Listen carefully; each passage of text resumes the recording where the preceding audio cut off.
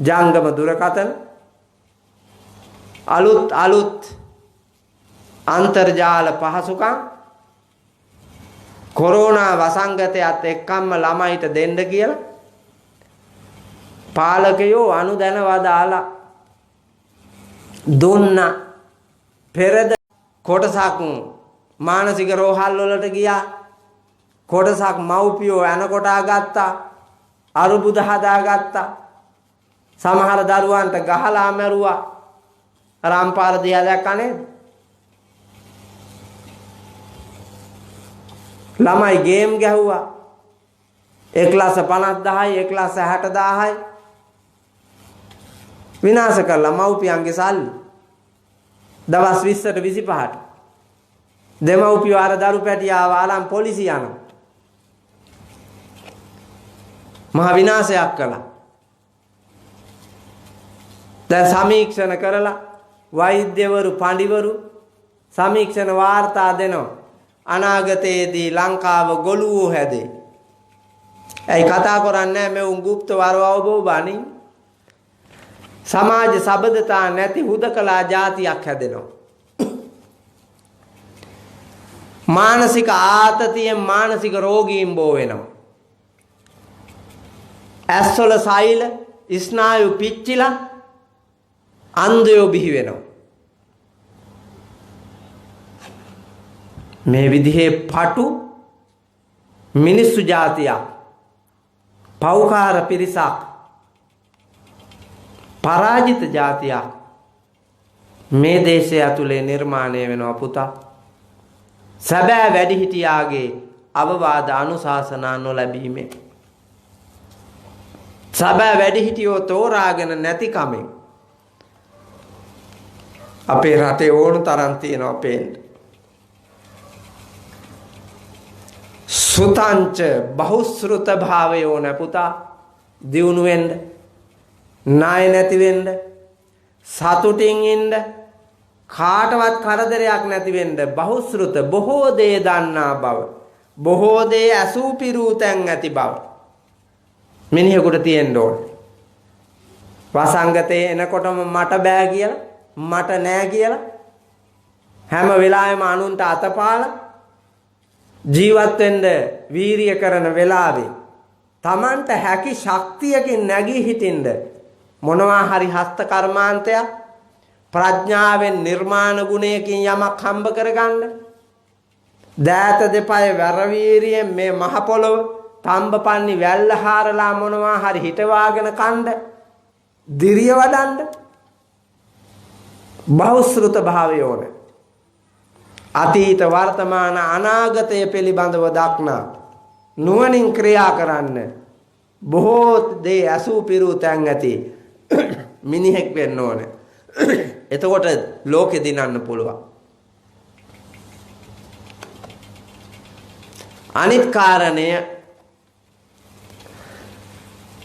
ධම්මානුමත්තේ චාලීනතාච ධර්මානුකූල වෙන්න ඕන පුතා. වැඩ කරනකොට සේවය කරනකොට ක්‍රියා කරනකොට කතා කරනකොට හිතනකොට පතනකොට ධර්මානුකූල වෙන්න ඕන. දහමට එකඟව ඒ ක්‍රියාවන් කරන්න ඕන. හරි හම්බ කරන ඒවා කරන්න ඕන. වෘතීන් කරන්න ඕන. අපේ රටේ අධාර්මිකවම ධනෝපායන මාර්ගයන් බොහෝමයක් හදාගෙන ඉන්නවා. අසාධාරණ විදිහට ධනෝය උපයන්නේ. මම දැකලා තියෙනවා ලංකාවේ ඉහළ ඉඳලා හොරා කන ප්‍රමාණය වැඩි. පල්ලෙහාට එනකොට අහිංසක හොරකමක් කළොත් ඒ අහිංසකම හොරකමට තමා පුතා දඬුවම් බරපතල. අර මහා හොරකම් වලට දඬුවම් නැහැ. නීතියේවත් නැහැ පුතා ධර්මානුකූල බව. නීතිය සැමට පොදු වෙන්න එපා. නේද? දැන් අලුතෙන් නම් හදලා තියෙනවානේ එකම නීතියක් එකම රටක් කියන මොකද්ද සංවිධානය බලකායක් හදලා තියෙනවා. දැන් සමහර විට හරියයි කියලා හිතෙනවා. එකම රටක් එකම නීතියක්. පේනවනේ? හරි ගිහිල්ලා තියෙනවා එකම නීතිය. පල් හොරු ඉන්නේ පුතා මේකේ. බුදුහාමුදුරුවෝ ජීවමානව හිටියා නම් ලංකාවට ආපහු 4 වෙනි පාර වඩින වෙලාව පුතා මේ. පළවෙනි පාර මයංගනේට, දෙවෙනි පාර නාගදීපේට, තුන්වෙනි පාර කැලණියට, 4 වෙනි පාර දියවන්නාව මැද්දට.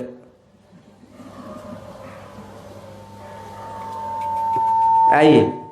ශ්‍රී ලංකා ප්‍රජාතාන්ත්‍රික සමාජවාදී ජනරජයේ ආණ්ඩු ක්‍රම ව්‍යවස්ථාවට අනුකූලව සභාව රැස් වෙන ශ්‍රී ලංකා පාර්ලිමේන්තුවට ඇවිල්ලා පට්ට හොරු ඔක්කොටම බණ කියාවි. අපරාධකාරයන්ට බණ කියාවි. දූෂිත පරිපාලනයක් තියෙන අයට බණ කියාවි.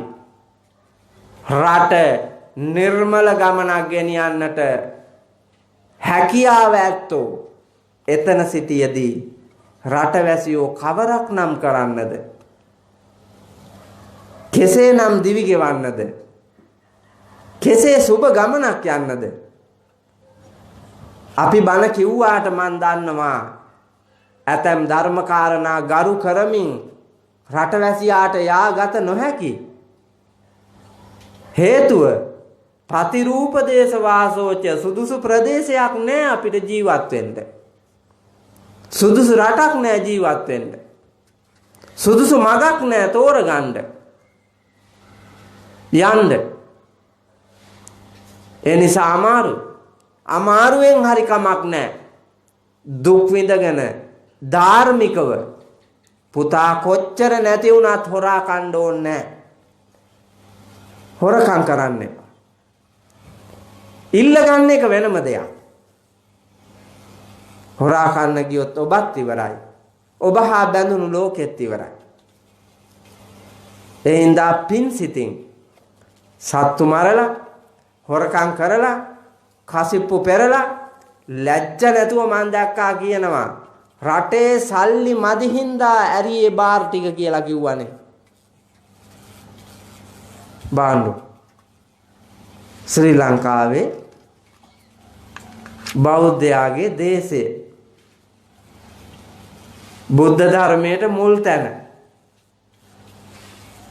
යයි කියා අමාත්‍යාංශද තිබියදී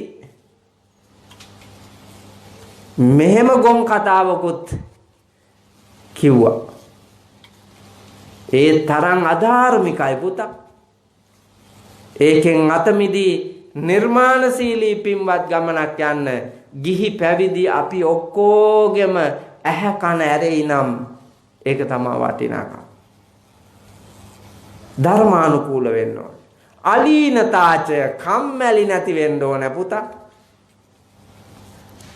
අලීනතාච පරාජිත හීනමානයෙන් යුතු ඇඟ වෙහෙසවන්න බැරි හිත කුසීත වෙච්චි මිනිසුන්ගෙන් ඇති වැඩක්. මේ දෑත දෙපය වැර වීරිය ඇතුව උට්ටාන විරියාදිගතේන බාහා බල පරිචිතේන සේදා වක්කිත්තේන ධම්මිකේන ධම්මලද්දේන භෝගේන.